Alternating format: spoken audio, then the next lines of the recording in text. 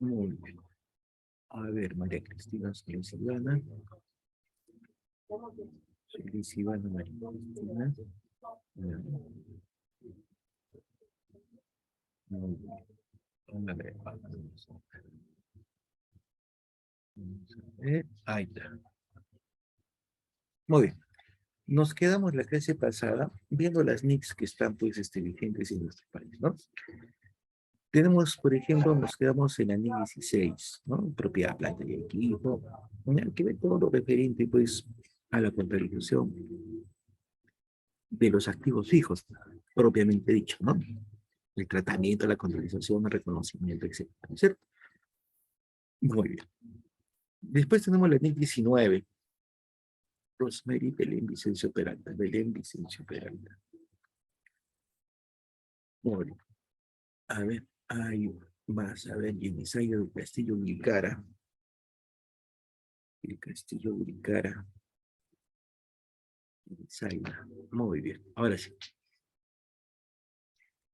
Tenemos la NIC 19, que se trata pues, de los beneficios de los empleados, ¿no? O sea, básicamente, a ver, de los beneficios del tratamiento, ¿no es cierto? Los beneficios del tratamiento contable, ¿no es cierto?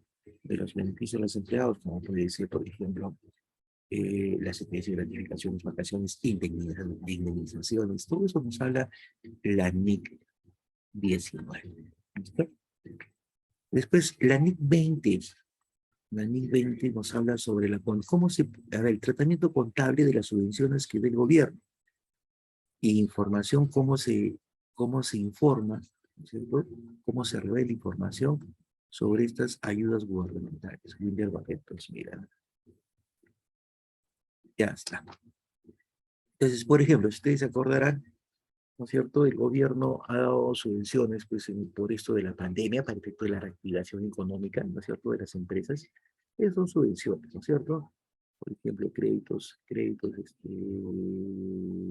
gubernamentales a través de instituciones financieras, ¿no es cierto?, donde garantiza el Estado, ¿no?, la devolución de ese crédito, etcétera. La NIC que nos trata precisamente sobre esos casos, ¿no? El tratamiento contable, ¿no? De todas las subvenciones que puede dar el gobierno, ¿no es cierto?, hacia las empresas, ¿no? Las ayudas gubernamentales.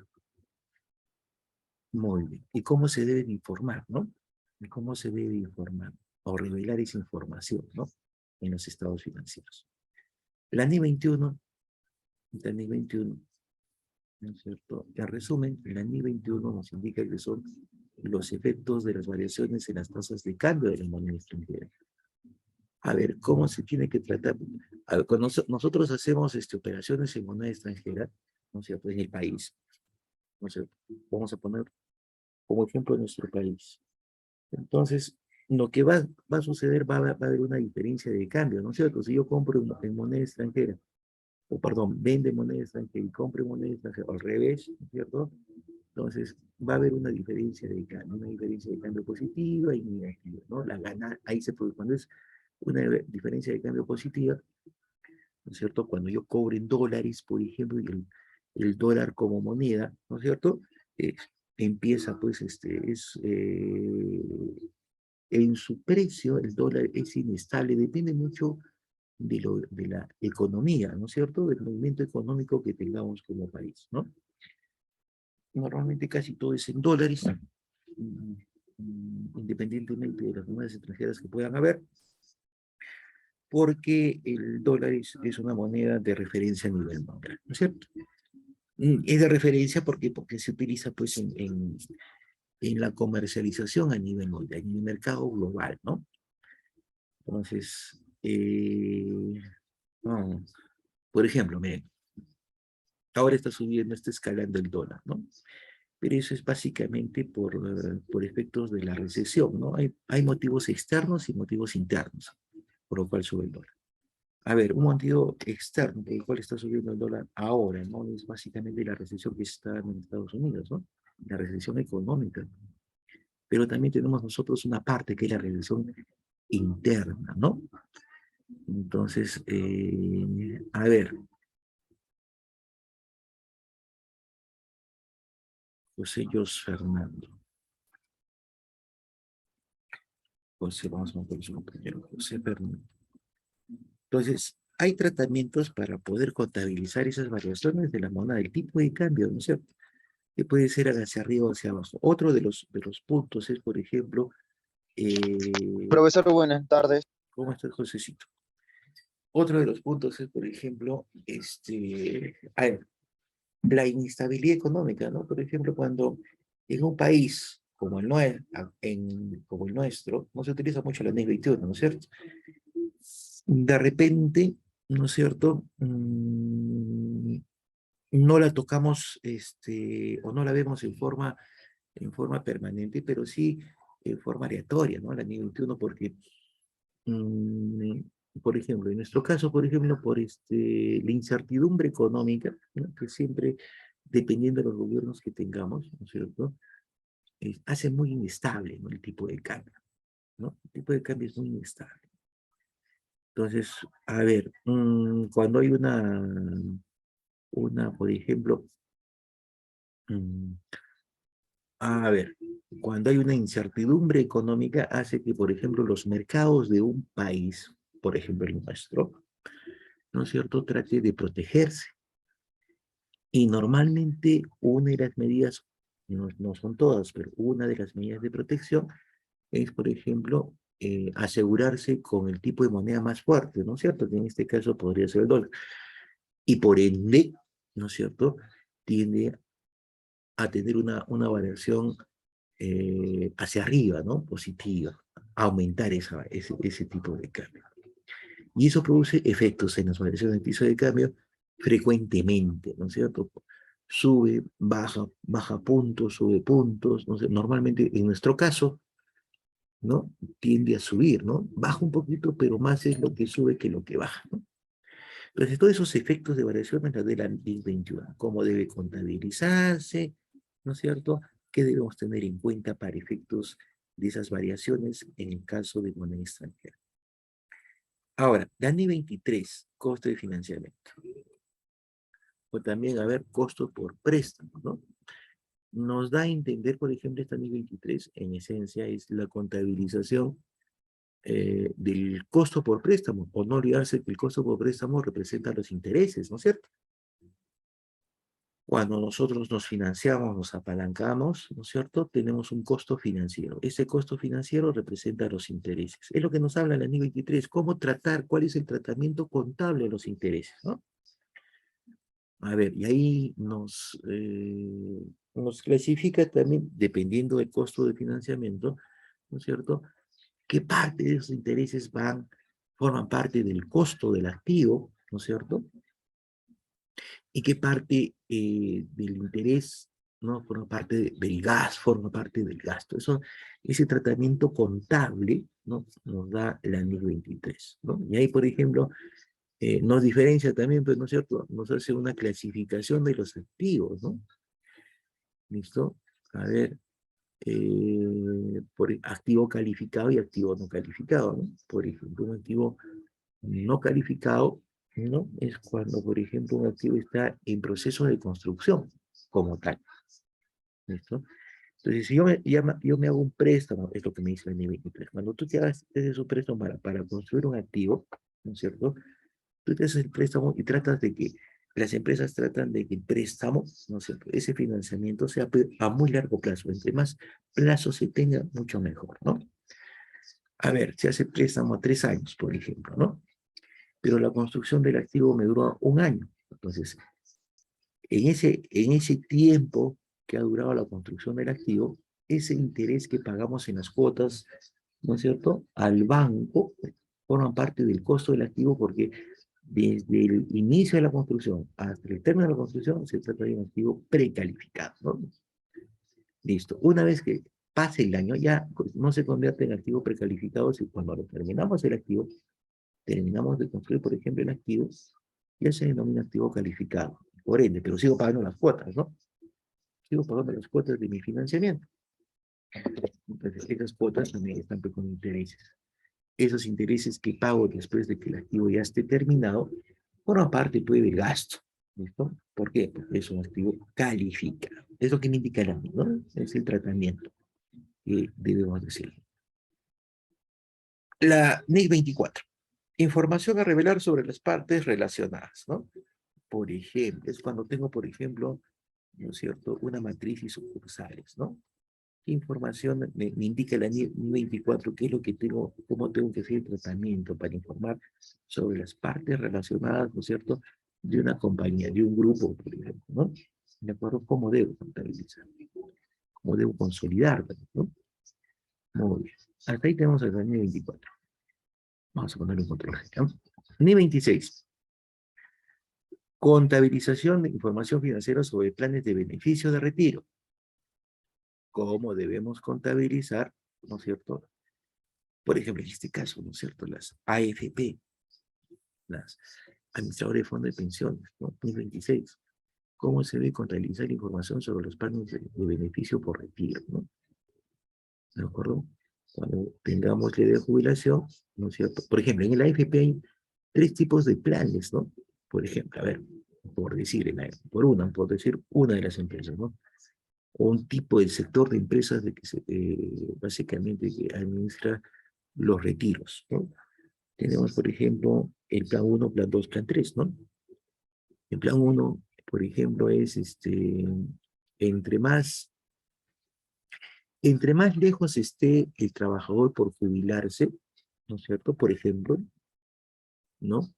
El, el, puede estar hasta en el plan 3, ¿no? Que básicamente es un plan más riesgoso de inversiones de la AFP, ¿no? Pero van a ganar más intereses, o sea, es mucho más riesgoso, pero de repente puede ser un plan a largo plazo que le rinda más al trabajador. Entonces, se va acercando, entra al plan 2, ¿no? De hecho, entra al plan 2, que es un poco más seguro, ¿no? Las inversiones de la AFP que hacen con el dinero, ¿no es cierto? Para ese plan de beneficios, esa inversión que se hace, es un poco pues, más seguro, ¿no es cierto? Porque ya se está acercando a la edad de jubilación. Y el plan 1 es cuando es súper seguro. El rédito es menor, pero básicamente, ¿no es cierto? No hay mucho riesgo en la inversión que pueden ser las AFP para ese tipo de trabajadores que ya se van a jubilar, ¿no? Eso nos habla la NIC 26, ¿no? Cómo es el tratamiento contable. Ahora, tenemos la NIC 27, estados financieros separados, ¿no? A ver, ¿cuándo debemos presentar estados financieros separados? ¿No es cierto? El por qué y el tratamiento de esos estados financieros, ¿no? La NIC 28, inversiones en asociadas o negocios conjuntos. Inversiones con empresas asociadas y negocios conjuntos, ¿no? Por ejemplo, acá tenemos eh, los consorcios, ¿no? ¿De acuerdo? Entonces, la NIC 23, perdón, la NIC 28 nos indica cuál es el tratamiento cuando se realizan inversiones asociadas o negocios en conjunto. ¿No es cierto? Normalmente los negocios en conjunto, los que forman consorcios, ¿no es cierto? Es por efectos de darle mayor impulso operativo a las empresas, ¿no? Y tiene pues su tratamiento contable. Se consorcian, varias empresas se consorcian, se unen, ¿no es cierto? Desarrollan negocios juntos, en conjunto, ¿no? En nuestra realidad, la gran mayoría de consorcios o negocios en conjuntos en nuestra realidad peruana, la podemos ver a través de las obras públicas, ¿no? De las empresas que se dedican a la construcción, ¿no? Básicamente que se consorcian por efectos de ayudarse con recursos. O sea, se consorcian, se juntan para, primero, poder tener las garantías para poder realizar esa obra. Dos, para efectos de financiamiento, de poder tener el financiamiento debido para poder realizar también esa obra, ¿no es cierto?, en conjunto, y ayudarse a través de sus recursos que tiene, ¿no? Por ejemplo, ¿no? Una vez que acaba la obra, ¿no es cierto?, ese consorcio se separa, ¿no? ¿Listo? Eso nos habla la NIC 28, cómo tratar en esos casos. La NIC 29. Información financiera en economías hiperinflacionarias, ¿no? ¿De qué nos trata esa norma internacional? Muy bien, no todos los países, muchachos, ¿cierto? La economía es variante. Entonces, nosotros podemos tener depende del manejo de la economía, ¿no? Depende de la gestión económica que se pueda tener, ¿no es cierto? En un país que influye también pues en las empresas, ¿no?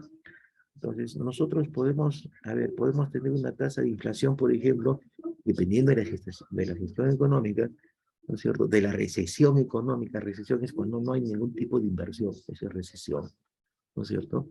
Eso afecta, pues, ¿no? Porque conlleva a que no haya no haya muy buena circulación del dinero, ¿no? Por ejemplo, ¿no? Y de repente, por ejemplo, de la producción, ¿no es cierto? No se produzca mucho y los precios empiezan a subir. Entonces, ¿cuándo se da una economía hiperinflacionaria? Cuando ya se descontrola la inflación. A ver, acá miren, todos los países sufren inflación, todos. Países desarrollados, países, ¿no es cierto?, entre comillas, en vías de desarrollo, ¿no es cierto?, como nos catalogan a nosotros, ¿no es cierto?, y países pobres, ¿no es cierto?, ¿no? En esas tres clasificaciones, todos sufrimos inflación, pero sufrimos inflación de diferente, eh, a ver, en diferente magnitud, ¿no es cierto? Básicamente, ¿no es cierto?, por efectos de la gestión económica que tiene un país. Entonces, mientras unos pueden tener una tasa del 3%, 4%, 5% de inflación, otros tienen menos del 1%, ¿no? Tienen 0.5, 0.7, 0.8, 0.9%, ¿no? ¿Listo? O 0.01%, que son los países desarrollados. La hiperinflación es cuando, por ejemplo, se tiene más de 3 dígitos, ¿ah?, de inflación. Por ejemplo, 100%, 200%, 300%, 400%, 500%. Una economía hiperinflacionaria, por ejemplo, que debe estar utilizando esta NIC, ¿no es cierto?, son las empresas que aún subsisten, por ejemplo, en nuestra latitud, propiamente dicho, en Venezuela, ¿no? En Venezuela hay una economía hiperinflacionaria. ¿Cómo me doy cuenta que hay una economía hiperinflacionaria? Por el poder de adquisición que tienen los consumidores finales, ¿no? El poder de adquisición en una economía hiperinflacionaria se va reduciendo cada vez más, ¿no? ¿De acuerdo? En nuestro caso, creo que estamos bordeando aproximadamente el 3%, ¿no? 3% de inflación, todavía, ¿no? Todavía no estamos manteniendo porque tenemos una muy buena espalda fiscal, ¿no? Tenemos todavía recursos, ¿no?, que hemos ido creando a lo largo del tiempo. Pero esos recursos, si no los sabemos utilizar bien, también podemos caer en ese tipo de economía hiperinflacionaria y tenemos que hiperinflacionaria y tendríamos que utilizar la ley 29 de todas nuestras empresas que queden, ¿no es cierto? Tendríamos que tratar la información financiera, los estados financieros, básicamente ajustarlos, ¿no? ¿De acuerdo? O factores de ajustes de actualización. ¿Listo? A ver, esos factores de ajuste de actualización en una economía hiperinflacionaria se ajustan al lapso de reporte, el periodo de reporte, ¿no? Y ahí tenemos que dividir las partidas monetarias con las partidas no monetarias en esa información, ¿no? ¿Se dan cuenta? Entonces, este, mm, nosotros hace tiempo que no vemos esto, ¿no? La información financiera en economía personal, hace tiempo que no vemos esto. La última vez, ¿cierto?, que estuvimos a ver, utilizando, de repente sin saber, ¿no?, la NI 29, fue durante el primer gobierno de Ana García, ¿no? Economías hiperinflacionarias, donde nuestra tasa de inflación era, ¿no es cierto?, llegábamos hasta el 10.000% mensual. Increíble, ¿no? Muy bien, después, NI 32, instrumentos financieros de presentación, ¿no? A ver, la presentación de los instrumentos financieros, ¿no? Instrumentos financieros como pueden ser las acciones, los bonos, ¿no es cierto? Como su presentación, su tratamiento. Eso no vamos a hablar de la NIC 32. La NIC 33, ganancias por acciones, ¿no? A ver, las acciones, a ver, para explicar un poquito. Una empresa puede adquirir acciones con dos motivos, ¿no? A ver, el primero puede ser para jugar en el mercado, ¿no es cierto? En el mercado de valores. ¿En qué sentido? Yo compro una acción, ¿no es cierto? ¿Listo? A ver, jugar en el mercado de valores, es decir, para negociarlas, ¿no? Para venderlas apenas suben. Si yo compro acciones, por ejemplo, de la Coca-Cola, digamos 100 soles cada acción, Entonces, si mi intención es negociar, buscar una ganancia, ¿no es cierto? Espero inmediatamente, por ejemplo, que suban el valor de esas acciones que no estén en 100 soles, suben a 120 y las vendo para ver ¿no es cierto?, mi margen de ganancia, ¿no? Pero puedo comprar acciones también con otros motivos, a ver, como para mantenerlas en la empresa y tomar, tomar decisiones en otra empresa y básicamente ser socio de otra empresa. No me interesa vender, sino ser parte de la accionaria de otra empresa, ¿no es cierto? Pero también vamos a recibir réditos, ¿no? Vamos a recibir ganancias, porque cuando nosotros compramos las acciones de otra empresa, por ser socios, ¿no es cierto? Vamos a recibir, pues, utilidades de esa empresa, ¿no es cierto? De sus ganancias. Bueno, de eso nos habla el límite de empresa, el tratamiento contable, ¿no es cierto? De las ganancias por acciones. NIF 34. La NIF 34 nos da la información financiera intermedia, ¿no? Formación intermedia es cuando no ha terminado el periodo de presentación, ¿no es cierto? Básicamente necesitamos reportes mucho más cortos, ¿no? A nuestro periodo de presentación. De eso nos sale la NIF 34. Entonces, ¿cómo debemos elaborar la información financiera intermedia, ¿no? Acá, NIF 36, perdón, deterioro de los activos, ¿no? Muy bien. Deterioro, ¿no es cierto? No es depreciación, no confundir. El deterioro no representa la depreciación, ¿no es cierto? Ya conocemos esto, ¿no? La depreciación, por ejemplo, por definición, ¿no es cierto? La depreciación es la distribución del costo durante su vida útil estimada, ¿no? O sea, es como una especie de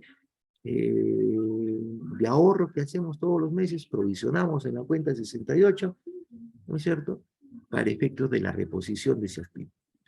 Pero el deterioro, ¿no es cierto?, es la pérdida de valor del activo, ¿no? Entonces, un activo puede perder valor en el mercado por diferentes circunstancias, ¿no? Como cuáles, por ejemplo, ¿no? Dependiendo del activo. Si yo no uso el activo, todo activo se va depreciando, no se va depreciando, va perdiendo o va deteriorando, ¿no es cierto? Por ejemplo, puede ser deteriorando físicamente o deteriorando su valor, ¿no? Si yo no uso el activo, ¿no es cierto? Por ejemplo, no uso una maquinaria, el hecho de no usarla la maquinaria va a causarle un deterioro, ¿no es cierto? Tengo que usarla la maquinaria. Si no la uso, va a causar un deterioro. Un deterioro, por ejemplo, que va a afectar el valor de los activos, ¿eh? El valor de esa maquinaria, ¿no es cierto? Al no usarla, por ejemplo, al no ponerla ahí en el almacén y no la uso, pues definitivamente esa maquinaria va a tener una obsolescencia técnica, ¿no es cierto?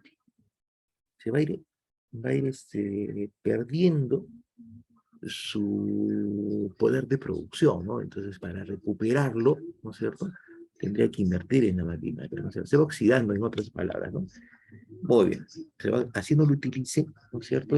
Si no lo utilice no significa que va a estar como nueva, ¿no? Se va deteriorando en el tiempo, ¿de acuerdo? Tengo que utilizar las máquinas, básicamente, tengo que utilizarlas para evitar ese tipo de deterioro técnico, ¿no? Si las compro es para un fin determinado y tengo que tratar de, ¿no es cierto?, que esa máquina esté funcionando, por ejemplo, ¿no?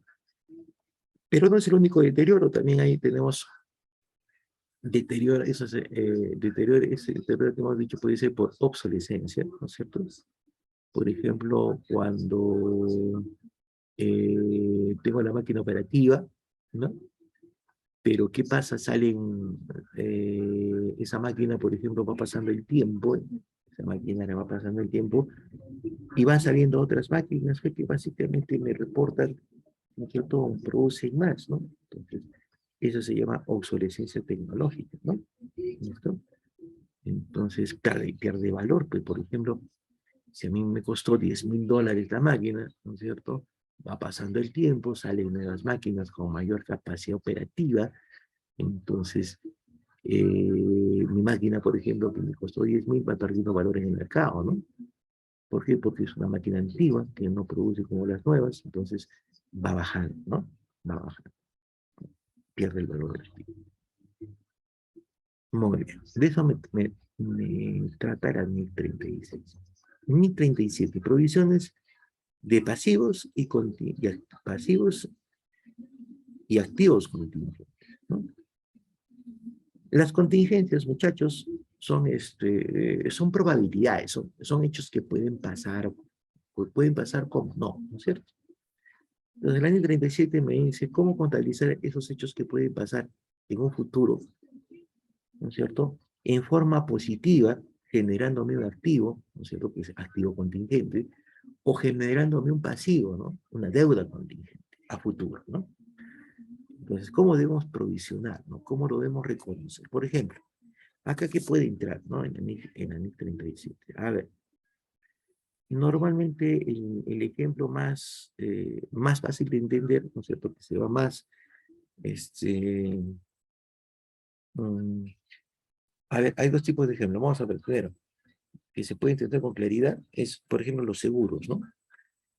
A ver, cuando, cuando por ejemplo, nosotros aseguramos la mercadería, ¿no? Es para que el seguro, en un caso de riesgo, de robo, de incendio, lo que fuera, ¿no es cierto?, nos retornen esa mercadería, ¿no? Nos repongan la mercadería, nos repongan el activo, ¿no? ¿Listo? Pero, ojo, el seguro hace un procedimiento, ¿no es cierto? No necesariamente me va a devolverlo, tienen que investigar si las causas en las cuales, por ejemplo, ¿no es cierto?, la pérdida, destrucción, robo, etcétera, incendio, han sido reales y no han sido ocasionadas por la misma empresa, ¿no es cierto? Hay que investigar cómo ha sucedido. Entonces puede ser, ¿no es cierto? Ahí se puede originar, es un activo contingente porque no sabemos si nos van a reconocer como activo, ¿no es cierto? Por ejemplo, ¿cómo reconozco ese activo contingente? Ahora, otro, eso me trata de la 37, ¿no? Pero puede ser, por ejemplo, también en los juicios, ¿no? A ver, si yo despido a un trabajador, ¿no es cierto? A ver, vamos a ver, esto más claro todavía. Si la SUNAT me pone una multa, ¿no es cierto?, diciendo, a ver, que no he pagado los tributos que corresponden, ¿no es cierto?, o lo que debería haber pagado, y yo no estoy de acuerdo, entonces inmediatamente se interpone un recurso, ¿no? Un recurso judicial. Nos vamos a juicio con la SUNAT. ¿Listo? Entonces, ¿para qué? Para que el juez diga, ¿cierto? ¿Quién tiene la razón? ¿Este ente que es la SUNAT o la empresa? Muy bien. Si me reconoce, si no, por ejemplo, yo estoy luchando que me reconozca, ¿no es cierto?, el juez, que no tengo un pasivo contingente, ¿no es cierto? Que no tengo un pasivo con la SUNAT, no tengo una deuda con la SUNAT. ¿Pero por qué se convierte en contingente? Porque el juicio, muchachos, no dura, pues, por ejemplo, 2 días, 3 días, 4 días, 5 días, ¿no es cierto? Es un juicio, puede durar un mes, un año, 2 años, 3 años, ¿no es cierto? Entonces, si el juez, en su caso, determina que la zona tiene la razón, entonces yo tengo que pagar, pues, ¿no es cierto? Yo tengo que pagar esa deuda que tengo, ¿listo? Cuando salga la resolución, por ejemplo, en mi contra, ¿listo? Pero puede actuar a favor mío, ¿no? ¿Listo? Entonces, ¿cómo lo provisiono? Porque no tengo la certeza de que vaya a salir a favor mío. Entonces, ahí aplicamos la NIC 37, provisiones de pasivos y activos contingentes. Listo. La NIC 38, activos intangibles, ¿no? Primero, ver qué son los activos intangibles. A ver, de acuerdo a nuestra legislación, los activos intangibles son bienes inmateriales. Primero, ¿no es cierto?, que no sufren depreciación, sino sufren amortización. ¿Listo? Los bienes intangibles se amortizan, los intangibles se amortizan. Hay intangibles, ¿no es cierto?, que sufren amortización, ¿listo? Y hay otros intangibles que tienen vida ilimitada, ¿no? Es decir, la vida ilimitada significa que no se amortiza, ¿de acuerdo? Vida ilimitada. Pero hay otros sí, que tienen vida limitada, son los que se amortizan, los intangibles se amortizan. Y en el caso de los intangibles que se amortizan, ¿no?, tienen una amortización, de acuerdo a nuestra legislación, una vida útil de 10 años, ¿no es cierto? 10 años. No puedo amortizar más del 10%, ¿no es cierto?, los intangibles en nuestra legislación peruana, ¿no? Durante el año, ¿no? Más del 10%. A ver, ahora, estos activos intangibles, ¿no es cierto? A ver, la NIC 38 nos habla sobre ellos, cuando se reconocen, ¿no es cierto? Quienes tienen vida limitada, quienes tienen vida ilimitada, ¿no es cierto? ¿De acuerdo? Todos esos aspectos, cómo se debe contabilizar, ¿no es cierto? Básicamente en el reconocimiento ya nos está dando la forma de contabilizar, ¿no? Digamos que son Nancy. Ya está. ¿De acuerdo? De eso nos habla el 38. Todo lo referente a los activos intangibles sobre reconocimiento y contabilización. Ahora nos vamos a la NIC 39. ¿De qué se trata la NIC 30? Instrumentos financieros, reconocimiento y medición. A ver, instrumentos financieros. A ver, instrumentos financieros. Nos describe cuáles son los instrumentos financieros o a qué se considera instrumentos financieros. ¿Listo? ¿Cómo lo debo reconocer y cómo lo debemos evaluar esos instrumentos financieros? Ojo, los instrumentos financieros son aquellos que, por ejemplo, nos ayudan, ¿no es cierto? También involucran en lo que es el financiamiento, ¿no? Como por ejemplo pueden ser los bonos, ¿no es cierto? Bonos que son títulos de deuda, ¿no? Instrumentos financieros, ¿no? Nos ayudan por ejemplo a financiarnos, bonos títulos de deuda. Los bonos los pueden emitir los gobiernos como tales, pero también las instituciones privadas, ¿no? ¿Listo? Las empresas privadas. No los ministerios, los gobiernos. Normalmente el gobierno central, no los gobiernos regionales, porque no tienen ese tipo de autonomía, ¿no?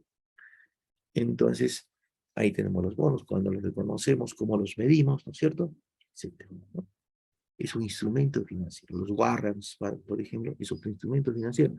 Los warrants, ¿no? Certificados, también son certificados que en nuestra realidad esos warrants son certificados de garantía y normalmente los utilizamos en comercio exterior, ¿no es cierto? En el caso de las importaciones. A ver, NIC 10, propiedad de inversión. Nos habla qué se considera como propiedad de inversión, ¿no es cierto? En el NIC 40, ¿a qué consideramos una propiedad de inversión?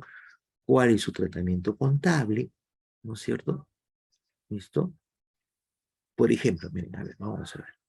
A ver, una propiedad de inversión es cuando la empresa puede invertir, por ejemplo, en inmuebles, ¿no es cierto? Es propiedad de inversión.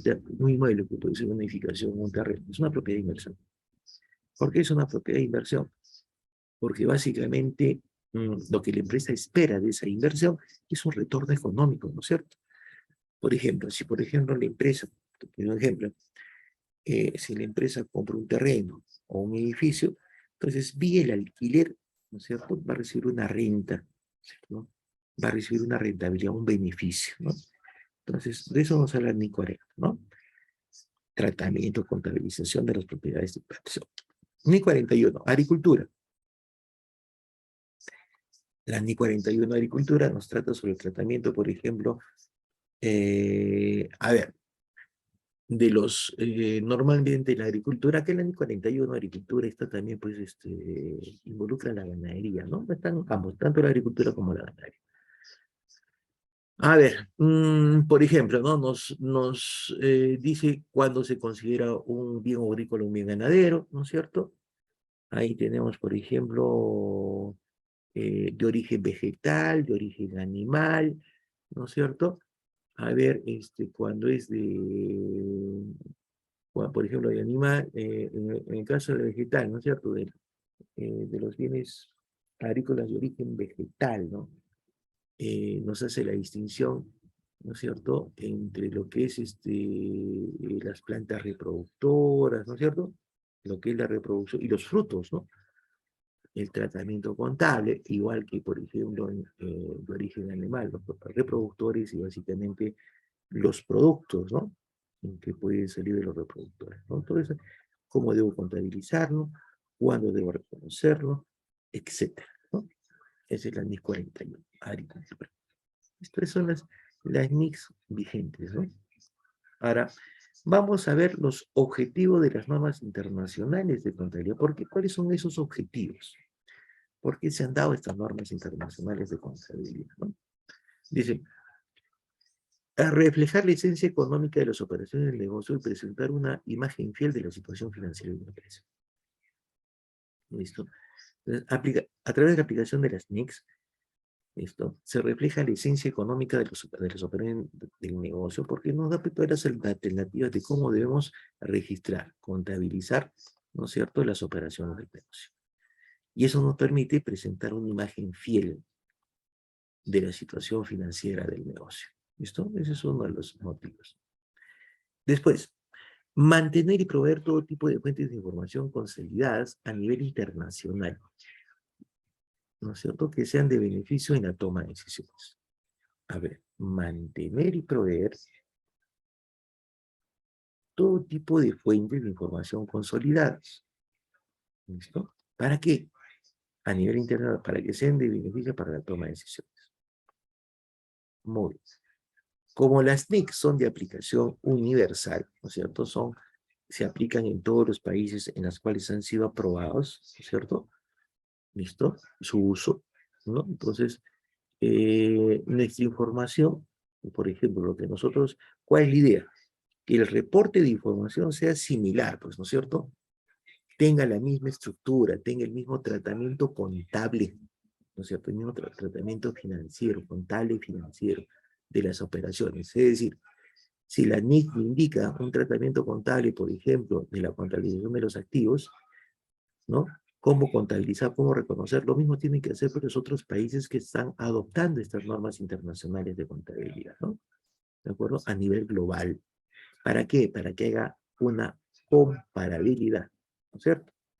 Las fuentes de información sean comparables, ¿no es cierto? No haya mayor distorsión a nivel mundial. ¿Listo?